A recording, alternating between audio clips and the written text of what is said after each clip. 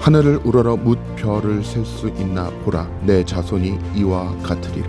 창세기 15장에서 하나님이 아브라함과 맺으신 언약이 성취되었습니다. 아브라함의 자손이 번성하여 애굽 온 땅에 이스라엘 백성이 가득하게 되었습니다. 하지만 야곱이 애굽에 오고 90년이 지났을 때 애굽의 왕조가 바뀌고 이때부터 이스라엘 백성은 340년 동안 고된 노역에 시달려야 했습니다.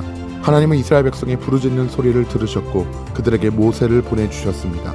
애굽의 바로왕은 마음이 완악해서 이스라엘 백성을 보내주지 않았습니다.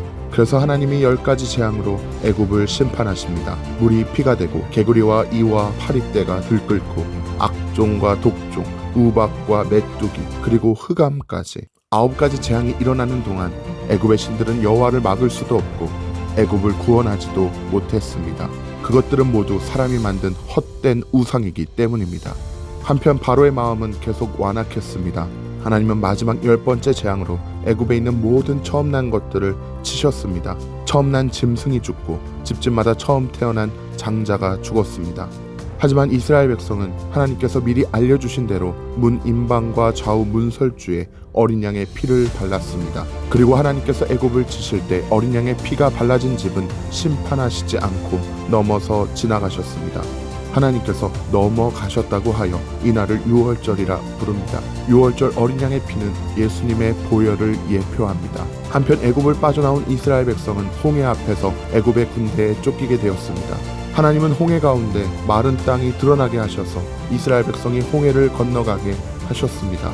그리고 애굽의 군대가 홍해를 건널 때 바닷물이 다시 채워져서 애굽의 군대가 물에 빠져 죽게 하셨습니다. 하나님은 불기둥과 구름기둥으로 이스라엘 백성을 인도하셨고 하나님의 인도하심으로 이스라엘 백성이 도착한 곳은 시내산이었습니다. 자욱한 연기, 짙은 구름, 번개, 천둥소리와 나팔소리는 하나님의 임재를 상징합니다. 하나님은 시내산에서 모세에게 10계명을 주셨고 이스라엘 백성과 언약을 맺으셨습니다. 예레미야 2장 2절을 보면 하나님이 신혼 때 이스라엘의 사랑을 기억한다고 말씀하시는데 이것은 하나님께서 시내산 언약을 결혼으로 받아들이셨다는 뜻입니다.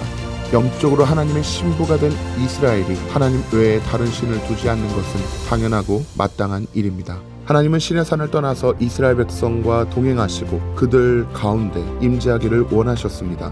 그래서 다시 모세를 부르시고 성막을 만들라 명령하셨습니다. 하지만 모세가 시내산에 올라갔을 때 이스라엘 백성이 금송아지를 만들어서 언약을 깨뜨렸습니다. 모세가 그들을 위해 중보했고 하나님은 모세의 기도를 들으시고 이스라엘을 용서해 주십니다. 하나님이 명령하신 대로 모세가 성막을 만들고 성막이 완성되자 구름이 성막을 덮었습니다. 성막을 덮는 하나님의 임재가 얼마나 강력했는지 시내산에서 이미 하나님을 만났던 모세가 성막에 들어갈 수 없을 정도로 하나님의 영광이 성막에 충만했습니다. 성막은 예수님을 예표합니다. 하나님이 성막에 임재하셔서 이 땅에 오셨던 것처럼 하나님이 육신의 장막을 입고 이 땅에 오신 분이 예수님입니다. 구약시대 성막에서 하나님을 만났던 것처럼 신약시대는 예수님 안에서 하나님을 만날 수 있습니다. 아브라함과 맺으신 언약이 성취되고 이스라엘과 맺으신 새 언약이 나오는 책 출애굽기 통독에도 꼭 성공하시길 바랍니다.